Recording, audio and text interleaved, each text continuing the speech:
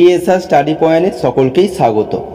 আজকের ভিডিওতে দ্বিতীয় পর্যায়ক্রমিক মূল্যায়ন 2025 সালে ষষ্ঠ শ্রেণীর ইতিহাস বিষয়ের এক্সের নমুনা প্রশ্নপত্র উত্তরসহ আলোচনা করব। তোমরা সকলেই জানো তোমাদের এই পরীক্ষায় 50 নম্বর থাকবে, সময় পাবে 1 ঘন্টা 40 মিনিট। তাহলে প্রশ্ন উত্তরে যাওয়ার আগে সিলেবাসটা দেখে নাও, কী কী পরীক্ষা হবে। আর ভিডিও ভালো লাগলে লাইক, সাবস্ক্রাইব ও বন্ধুদেরকে শেয়ার করে দিও। তাহলে কি কি পরীক্ষা হবে দেখো। পরীক্ষা হবে ভারতীয় উপমহাদেশের প্রাচীন ইতিহাসের ধারা, খ্রিস্টপূর্ব ষষ্ঠ শতকে ভারতীয় উপমহাদেশ, সাম্রাজ্য বিস্তার ও শাসন, এই 3টি অধ্যায় পরীক্ষা হবে। 1 দাগ, সঠিক উত্তরটি বেছে নিয়ে লেখো। এখানে 6টি করতে হবে, প্রতি প্রশ্নের মান 1 করে। 1 দাগের ক, সবচেয়ে পুরানো বৈদিক সংহিতা ঋগ্বেদ, সামবেদ, যজুর্বেদ, অথর্ববেদ। সঠিক উত্তরটি হবে সবচেয়ে পুরানো বৈদিক সংহিতা ঋগ্বেদ। খ, বৈদিক যুগে গুরু গিয়ে শিক্ষা চলত 10 বছর, 12 বছর, 14 বছর, 16 বছর। সঠিক উত্তরটি হবে বৈদিক যুগে গুরু গিয়ে শিক্ষা চলত 12 বছর। গ, 10 রাজার যুদ্ধে জয়ী হয়েছিলেন ভরত, অশোক, সুদাস। সঠিক উত্তরটি হবে 10 রাজার যুদ্ধে জয়ী হয়েছিলেন সুদাস। নেক্সট কোশ্চেন, জৈনদের প্রথম তীর্থঙ্কর ছিলেন ঋষভনাথ, পার্শ্বনাথ, মহাবীর, ভদ্রবাহু। সঠিক উত্তরটি হবে জৈনদের প্রথম তীর্থঙ্কর ছিলেন ঋষভনাথ। নেক্সট কোশ্চেন, প্রথম বৌদ্ধ সংগীতের সভাপতি ছিলেন যশ, অশোক, মহাকাশ্যপ, বসুমিত্র। সঠিক উত্তরটি হবে প্রথম বৌদ্ধ সংগীতের সভাপতি ছিলেন মহাকাশ্যপ। নেক্সট কোশ্চেন, আলেকজান্ডারের সেনাপতি ছিলেন পুরু, হিমু, সেলুকাস, সাইকাস। সঠিক উত্তরটি হবে আলেকজান্ডারের সেনাপতি ছিলেন সেলুকাস। নেক্সট কোশ্চেন, কনিষ্কের মস্তকবিহীন মূর্তিটি পাওয়া গেছে অমরাবতীতে, গান্ধারে, মথুরায়, নবদ্বীপে। সঠিক উত্তরটি হবে কনিষ্কের মস্তকবিহীন মূর্তিটি পাওয়া গেছে মথুরায়। 2 দাগ, এক কথায় উত্তর দাও। এখানে 7টি করতে হবে, প্রতি প্রশ্নের মান 1 করে। 2 দাগের ক, গুপ্ত বংশের শ্রেষ্ঠ রাজার নাম লেখো। উত্তর হবে গুপ্ত বংশের শ্রেষ্ঠ রাজার নাম হল সমুদ্রগুপ্ত। খ, সকলোত্তর পথনাথ কাকে বলা হতো? উত্তর হবে সকলোত্তর পথনাথ হর্ষবর্ধনকে বলা হতো। গ, অশোকের ধর্মের মূল কথা কি? উত্তর হবে অশোকের ধর্মের মূল কথা ছিল হিংসা না করা। ঘ, ত্রিপিটক কোন ভাষায় লেখা? উত্তর হবে ত্রিপিটক পালি ভাষায় লেখা। নেক্সট কোশ্চেন, জৈন ধর্মের শেষ 2জন তীর্থঙ্করের নাম কি? উত্তর হবে জৈন ধর্মের শেষ 2জন তীর্থঙ্করের নাম হল পার্শ্বনাথ ও বর্ধমান মহাবীর। নেক্সট কোশ্চেন, বৈদিক যুগের গুরুদক্ষিণা কি ছিল? উত্তর হবে বৈদিক যুগে গুরুদক্ষিণা ছিল গরুদান বা গোদান। নেক্সট কোশ্চেন, আর্যদের আদি বাসভূমি কোথায় ছিল? উত্তর হবে আর্যদের আদি বাসভূমি ছিল সপ্তসিন্ধু অঞ্চল। নেক্সট কোশ্চেন, বৈদিক সমাজের প্রধান খাদ্যশস্য কি কি ছিল? উত্তর হবে বৈদিক সমাজের প্রধান খাদ্যশস্য ছিল যব, গম ও ধান। 3 দাগ, শূন্যস্থান পূরণ করো। এখানে 4টি করতে হবে, প্রতি প্রশ্নের মান 1 করে। 3 দাগের ক, পরবর্তী বৈদিক যুগে মাটির পাত্রের রং ছিল ড্যাশ। উত্তর হবে পরবর্তী বৈদিক যুগে মাটির পাত্রের রং ছিল ধূসর। খ, খ্রিস্টপূর্ব ষষ্ঠ শতকে অরাজতান্ত্রিক মহাজনপদগুলিকে ড্যাশ বলে? উত্তর হবে খ্রিস্টপূর্ব ষষ্ঠ শতকে অরাজতান্ত্রিক মহাজনপদগুলিকে গণরাজ্য বলে। গ, ইন্ডিকা গ্রন্থের রচয়িতা হলেন ড্যাশ। উত্তর হবে ইন্ডিকা গ্রন্থের রচয়িতা হলেন মেগাস্থিনিস। ঘ, শকরাজ রুদ্রদমনের সম্পর্কে জানবার সবথেকে গুরুত্বপূর্ণ শিলালেখ ড্যাশ। উত্তর হবে শকরাজ রুদ্রদমনের সম্পর্কে জানবার সবথেকে গুরুত্বপূর্ণ শিলালেখ জুনাগড়। নেক্সট কোশ্চেন, দাক্ষিণাত্যে চলে যাওয়া জৈন সন্ন্যাসীদের নেতা ছিলেন ড্যাশ। উত্তর হবে দাক্ষিণাত্যে চলে যাওয়া জৈন সন্ন্যাসীদের নেতা ছিলেন ভদ্রবাহু। নেক্সট কোশ্চেন, মেগালিথ বলা হয় ড্যাশকে।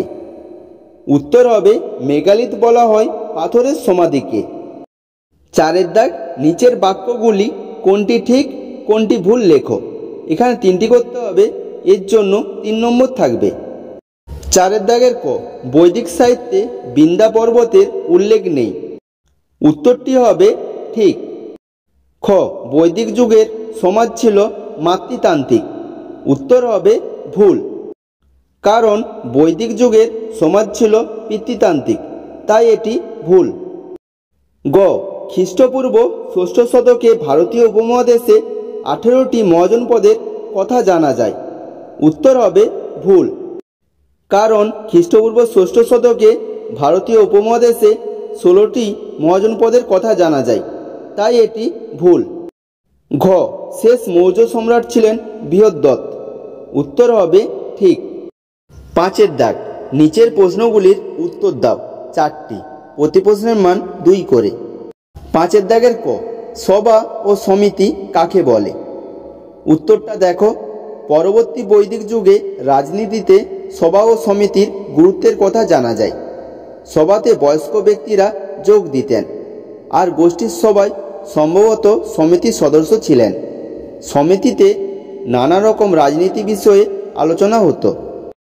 খ, অশোক একবার মাত্র যুদ্ধ করেছিল কেন। উত্তরটা দেখো, অশোক সারা জীবনে একটি মাত্র যুদ্ধ করেছিলেন, তা হলো কলিঙ্গ যুদ্ধ। কলিঙ্গের যুদ্ধে অনেক মানুষ মারা যাওয়ায় অশোক সিদ্ধান্ত নেন জীবনে আর কখনো তিনি যুদ্ধ করবেন না। গ, ভারতের রক্ষাকারী কাকে এবং কেন বলা হয়। উত্তরটা দেখো, গুপ্ত সম্রাট স্কন্দগুপ্তকে ভারতের রক্ষাকারী বলা হয়। তিনি ভারতকে হুন আক্রমণ থেকে রক্ষা করেন, তাই তাকে ভারতের রক্ষাকারী বলা হয়। ঘ, আর্য সত্য বলতে কি বোঝায়।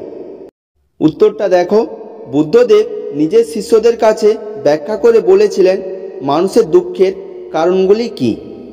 তিনি আরও বলেছিলেন কিভাবে সেই দুঃখ থেকে মুক্তি পাওয়া যায়, এবং সেই প্রশ্নগুলির ব্যাখ্যায় গৌতম বুদ্ধ 4টি মূল উপদেশ দেন।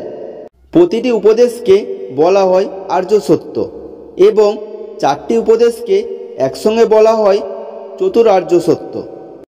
6 দাগ, নিচের প্রশ্নগুলির উত্তর দাও 4টি, প্রতি প্রশ্নের মান 3 করে। 6 দাগের ক, টিকা লেখো চতুরাশ্রম। উত্তরটা দেখো, পরবর্তী বৈদিক যুগে জীবনযাপনের 4টি ভাগ বা পর্যায়ের নাম ছিল চতুরাশ্রম। এগুলি হলো: 1. ব্রহ্মচর্য। এই পর্যায়ে ছাত্রদের তার গুরুগৃহ থেকে শিক্ষালাভ করতে হতো। 2. গার্হস্থ্য। শিক্ষালাভ শেষে বিয়ে করে জীবনযাপনের এই পর্যায়ের নাম ছিল গার্হস্থ্য। 3. বানপ্রস্থ। এই পর্যায়ে সংসার থেকে দূরে বনে কুটির তৈরি করে সেখানে ধর্মচর্চা করতে হতো। 4.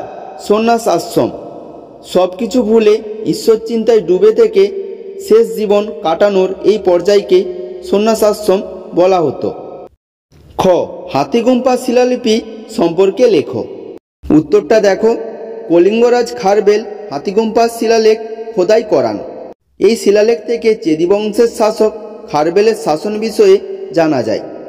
পাশাপাশি এই শিলালেখতে ভারতবর্ষ শব্দের উল্লেখ মেলে, যদিও ভারতবর্ষ বলতে সেই সময় হয়তো গঙ্গা উপত্যকার একটি অংশকে বোঝানো হয়েছিল। এই শিলালেখ থেকে আরও জানা যায় যে খ্রিস্টীয় 1ম শতকের প্রথম দিকেই কলিঙ্গে চেদি বংশের শাসন শেষ হয়। গ, কী কারণে মগধ শেষ পর্যন্ত বাকি মহাজনপদগুলির থেকে শক্তিশালী হয়। উত্তরটা দেখো, মগধ শেষ পর্যন্ত সবথেকে শক্তিশালী মহাজনপদে পরিণত হয়। এর কারণ হল: 1. অবস্থানগত সুবিধা। মগধ রাজ্যটি নদী ও পাহাড় দিয়ে ঘেরা ছিল, তাই মগধ বাইরের আক্রমণ থেকে সুরক্ষিত ছিল। 2. আর্থিক সমৃদ্ধি। গঙ্গা নদীর পলিমাটিতে উৎপাদিত কৃষিজ ফসল মগধের আর্থিক সমৃদ্ধি ঘটায়।